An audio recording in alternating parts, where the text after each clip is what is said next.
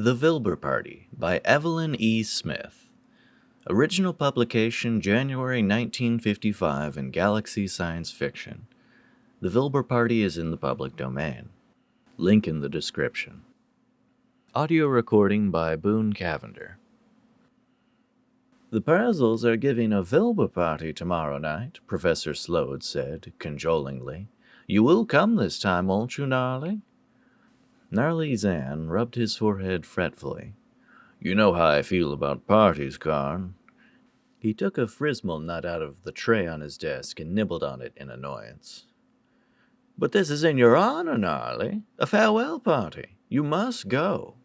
It would be unthinkable if you didn't. Karn Slode's eyes were pleading. He could not possibly be held responsible for his friend's antisocial behavior, and yet Gnarly knew he would somehow feel at fault. Gnarly sighed. He supposed he would have to conform to public sentiment in this particular instance, but he was damned if he would give in gracefully. After all, what's so special about the occasion? I'm just leaving to take another teaching job, that's all. He took another nut. That's all? Slode's face swelled with emotion. You can't really be that indifferent. Another job, that's all it is to me, Gnarly persisted. At an exceptionally high salary, of course, or I wouldn't dream of accepting a position so inconveniently located. Slode was baffled and hurt and outraged. You have to be honored by being the first of our people to be offered an exchange professorship on another planet, he said stiffly, and you call it just another job. Why, I would give my right antenna to get it. Gnarly realized that he had again overstepped the invisible boundary between condor and tactlessness. He poked at the nut with his stylus. Honored by being the first of our species to be offered a guinea pig ship, he murmured. He had not considered this aspect of the matter before, but now that it occurred to him, he was probably right. Oh, I don't mind, really. He waved away the other's sudden commiseration. You know I like being alone most of the time, so I won't find that uncomfortable. Students are students, whether they're terrestrials or Saturnarians. I suppose they'll laugh at me behind my back. But then, even here, my students always did that. He gave a hollow laugh and unobtrusively put out one of his hands for a nut. At least on Earth I'll know why they're laughing. There was pain on Slode's expressive face as he firmly removed the nut tray from his friend's reach. I didn't think of it from that angle, Gnarly. Of course you're right.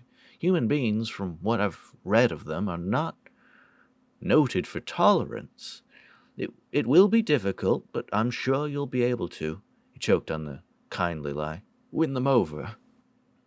Gnarly repressed a bitter laugh. Anyone else likely than he to win over a hostile alien species through sheer personal charm could hardly be found on Saturn. Gnarly Zan had been chosen as first exchange professor between Saturn and Earth because of his academic reputation, not his personality. But although the choosers had probably not had that aspect of the matter in mind, the choice, he thought, was a wise one. As an individual of solitary habits, he was not apt to be much lonelier on one planet than another, and he had accepted the post largely because he felt that, as an alien being, he would be left strictly alone. This would give him the chance to put in a lot of work on his definitive history of the solar system, a monumental project from which he begrudged all the time he had to spend in fulfilling even the minimum obligations expected of a professor on social Saturn. The salary was a weighty factor, too. Not only was it more than twice what he had been getting, but since there would be no necessity for spending more than enough for bare sustenance, he would be able to save up a considerable amount and retire while still comparatively young. It was pleasant to imagine a scholarly life unafflicted by students. He could put up with a good deal for that goal. But how could he alleviate the stress he saw on Karn's face? He did not consciously want to hurt the only person who, for some strange reason, seemed to be fond of him. So he said the only thing he could think of to please. All right, Karn, I'll go to Purzel's tomorrow night. It would be a deadly bore, parties always were, and he would eat too much, but after all, the thought that it would be a long time before he'd ever see any of his own kind again would make the affair almost endurable. And just for once, It would all be all right for him to eat as much as he wanted. When he was on Earth out of reach of decent food, he would probably trim down considerably. I just know you're going to love Earth, Professor Zahn, the hostess of the interplanetary liner gushed. I'm sure I shall, he lied politely. She smiled at him too much, overdoing her professional cordiality. Underneath the effusiveness, he sensed the repulsion. Of course, he couldn't blame her for trying not to show her distaste for the strange creature. The effort at concealment was, as a matter of fact, more than he had expected from a terrestrial, but he wished she would leave him alone to meditate. He had planned to get a lot of meditation done on the journey. You speak awfully good English, she told him. He looked at her. I am said to have some scholarly aptitude. I understand that's why I was chosen as an exchange professor. It does seem reasonable, doesn't it? She turned pink, a sign of embarrassment with these creatures, he had learned. I didn't mean to question your ability, Professor. It's just that, well, you don't look like a professor. Indeed, he said frostily. And what do I look like, then? She turned even rosier. I don't know. It's just that, well... And she fled. He couldn't resist flicking his antenna toward to catch her sotto voce conversation with the co-pilot. It was so seldom you got the chance to learn what others were saying about you behind your back. But I could hardly tell him he looks like a teddy bear, could I? He probably doesn't even know what a teddy bear is. Perhaps I don't, Gnarly thought resentfully, but I can guess. With low cunning, the terrestrials seemed to have ferreted out the identity of all his favorite dishes and kept serving them to him insistently. By the time the ship made planetfall on Earth, he had gained 10 Grisbits. Oh well, he thought. I suppose it's all just part of the regular diplomatic service. On Earth I'll have to eat crud native foods, so I'll lose all the weight again. President Purrington of North America came himself to meet Gnarly at the airfield because Gnarly was the first interplanetary exchange professor in history. Welcome to our planet, Professor Zahn, he said with warm diplomatic cordiality, wringing Gnarly's upper right hand after a moment of indecision. We shall do everything in our power to make your stay here a happy and memorable one. I wish you would begin by doing something about the climate, Gnarly thought. It was stupid of him not to have realized how hot it would be on Earth. He was really going to suffer in this torrid climate, especially in the tight terrestrial costume he wore over his fur for the sake of conformity. Of course, justice compelled him to admit to himself the clothes wouldn't have become so snug if he hadn't eaten quite so much on board ship. Brain indicated the female beside him. May I introduce my wife? Oh, the female gasped. Isn't he cute? The President Gnarly stared at her in consternation. She looked abashed for a moment, then smiled widely at Gnarly and pressed the photographers. Welcome to Earth, dear Professor Gazan, she exclaimed, mispronouncing his name, of course. Bending down, she kissed him right upon his fuzzy forehead. Kissing was not a Saturnarian practice, nor did Gnarly approve of it. However, he had read enough about Earth to know that Europeans sometimes greeted dignitaries in this particular way. Only this place, he had been given to understand, was not Europe, but America. I am having a cocktail party in your honor this afternoon, she beamed, smoothing her flowered print dress down over her girdle. You'll be there at 5 sharp, won't you, dear? Delighted, he promised dismally. He could hardly plead a previous engagement a moment after arriving. I've tried to get all the things you like to eat, she went on anxiously. But you will tell me if there's anything special, won't you? I am on a diet, he said. He must be strong. Probably the food would be repulsive anyhow, so he'd have no difficulty controlling his appetite. Digestive disorders, you know. A glass of Vichy and a biscuit will be. He stopped, for there were tears in Mrs. Purrington's eyes. Your tummy hurts? Oh, you poor little darling. Gladys, the president said sharply. There were Frismal nuts at Miss Parrington's cocktail party, and a Vilbar, and even Slipness Bruggs, all imported at fabulous expense. Gnarly knew, but this was a government affair, and expense means nothing to a government since as far as it's concerned, money grows on taxpayers. Some of the native foods proved surprisingly palatable, too. Pâté de foie gras, and champagne, and a little puff pastries full of delightful surprises. Gnarly was afraid he was making a Zloogle of himself. However, he thought, trying not to catch sight of his own portly person in the mirrors that walled the room. The lean days were just ahead. Besides, what could he do when everyone insisted on pressing food on him? Try this professor's on. Try that professor's on. Doesn't he look cunning in his little dress suit? They crowded around him. The women cooed and the men beamed, and Gnarly ate.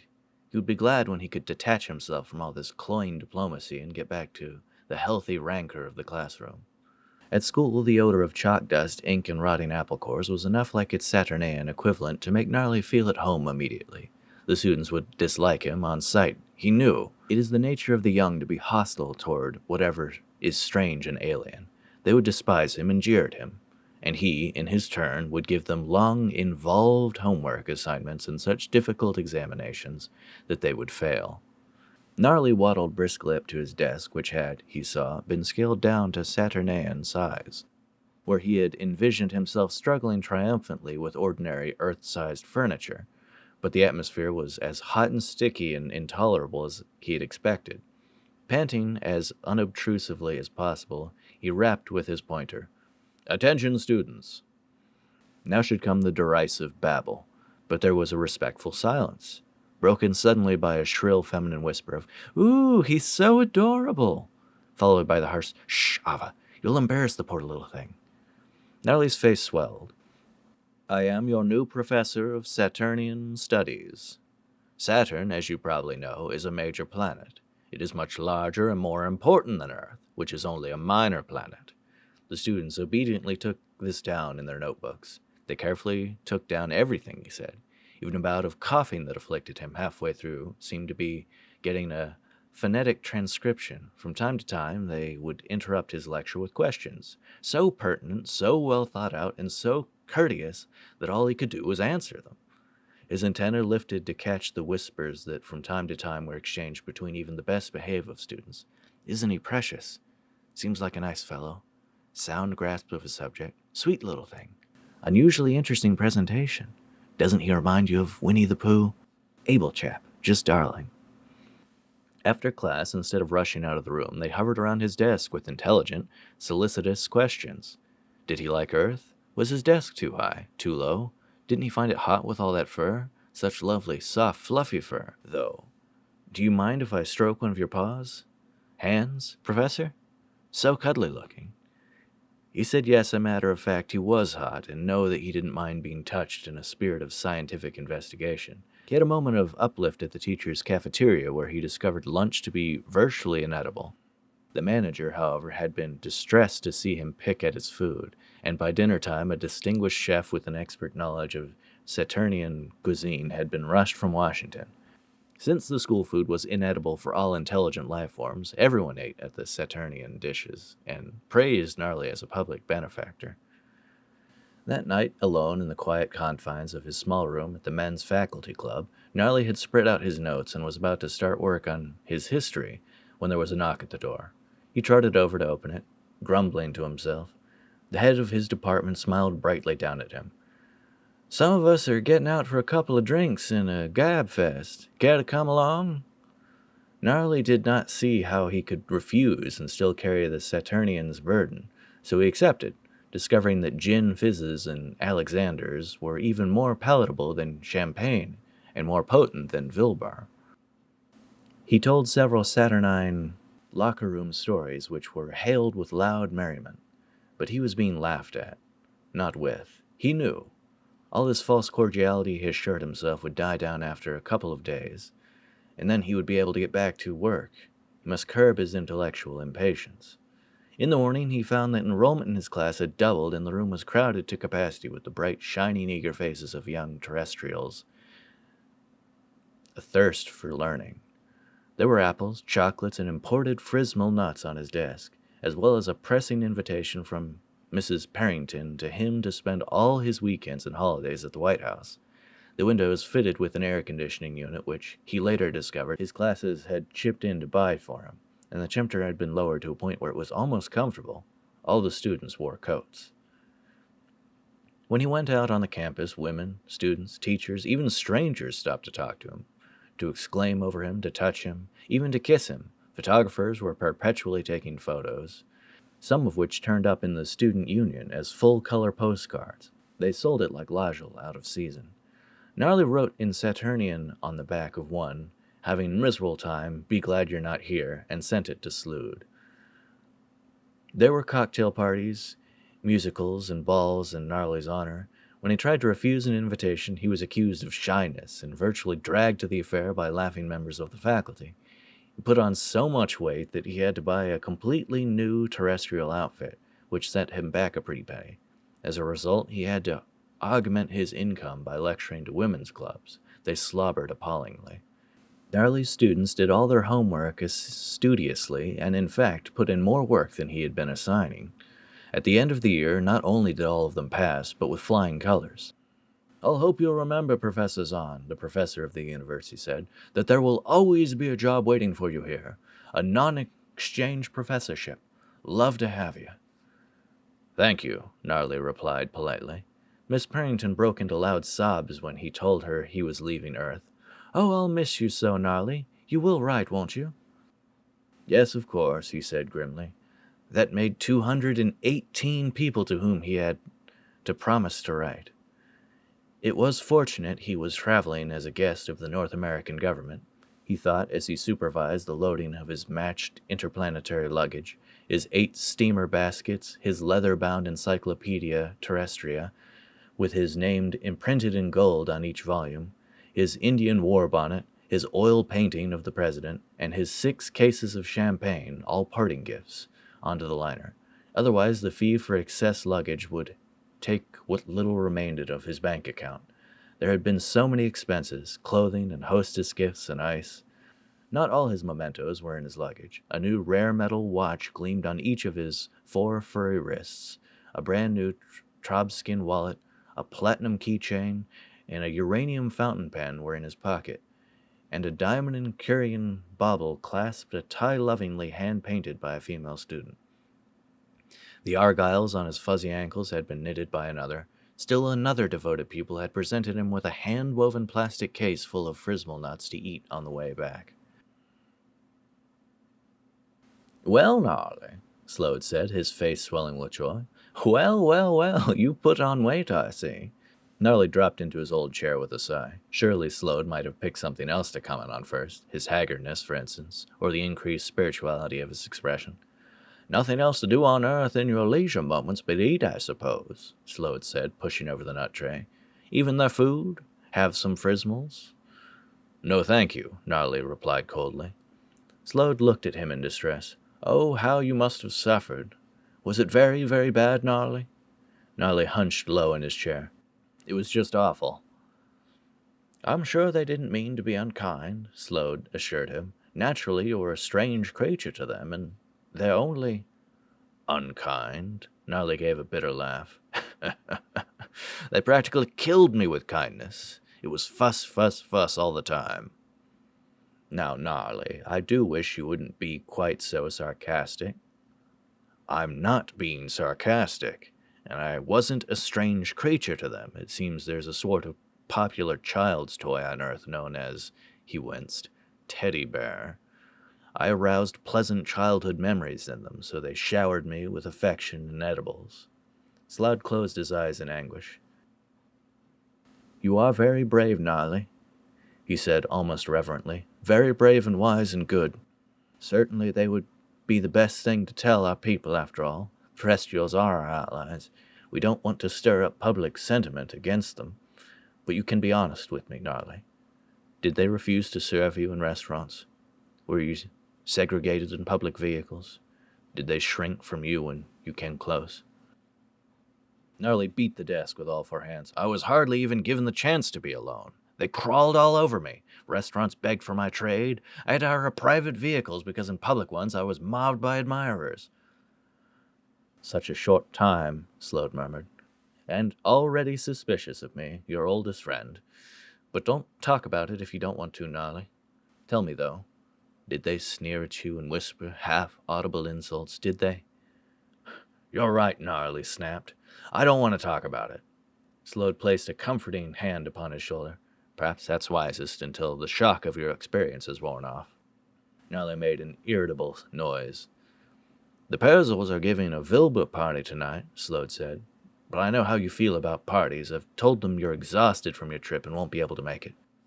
Oh, and did you? Gnarly asked ironically. What makes you think that you know how I feel about parties?